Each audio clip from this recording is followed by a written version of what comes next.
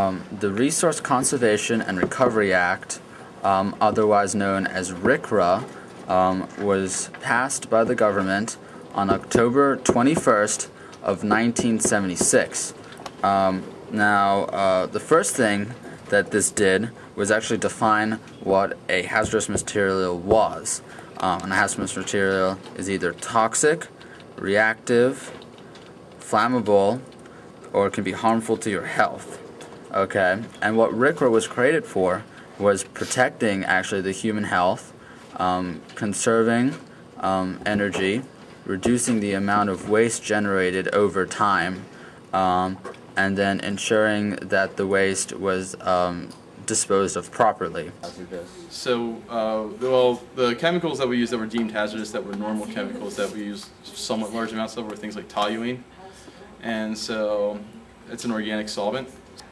As an organic solvent, you can't just dump it down the drain. So what you would do is you would put it in a container, and then somebody actually would come by who would grab the toluene. There was a person who was specifically in charge of dealing with all of our chemical waste. Okay. And they would come and grab the waste, and they would take care of it. And I don't know what they did with it after they took care of it, but there was actually someone who was in charge of that for our department. And then also, Rcra established 3 different programs. The first was the Solid Waste Program, or subtitle D, which encouraged non-hazardous materials and set up laws created for proper disposal of non-hazardous materials, mostly in landfills. And then the second program we created was Hazardous Waste Material.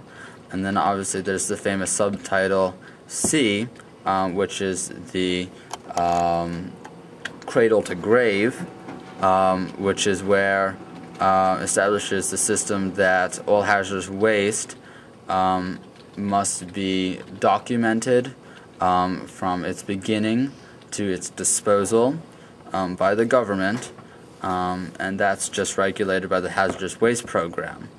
Do you know how much it costs? I have no clue. No. How does the process affect here? Can we get that here or no? I don't know. I don't know how much hazardous waste we actually generate. We usually take our labs. We design our labs so that we don't generate hazardous waste. And then lastly, it created the Underground Storage Tank Program. This is a new program, and is to deal with hazardous substances for underground storage, mostly to do with petroleum products, which cannot be disposed of, and then are put in underground tanks. Right. So Rcra kind of blocks us from doing anything with hazardous waste because it's so expensive. That and your health. Yeah. So yeah. we're not going to do labs that involve you being exposed to hazardous materials.